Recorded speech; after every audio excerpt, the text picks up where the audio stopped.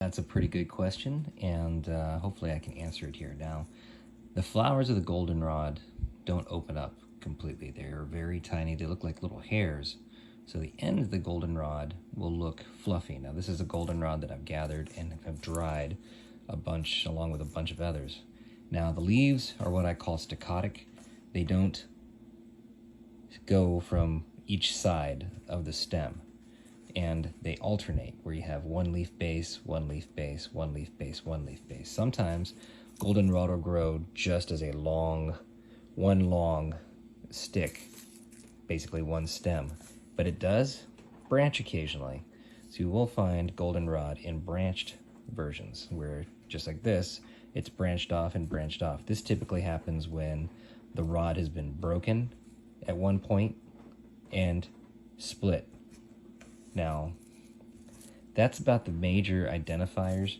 As it dries, it'll turn this purplish, greenish, but on the stem, they're usually that green color there, so this green color. So usually when they're fresh, they're green. But again, alternating leaves that go from one point to another point, not directly across the stem from each other. And most of the time, your leaves are going to grow in a flat way. So they're not going to be spiraling down. They will slowly spiral down, but they won't be alternating back and forth. So you won't have two on this side, and then two on this side, and then two on this side, and then two on this side, like a mint or anything that's in the mint family. But that is one of the best ways to be able to tell whether you have goldenrod or not.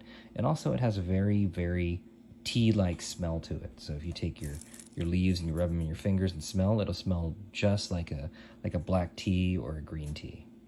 So I hope this helps. In fact, goldenrod is known by another name. That's Liberty tea, because after the Boston Tea Party, when we started boycotting British tea, we used goldenrod as a tea. It was actually the #1 tea that we started drinking. So there you go.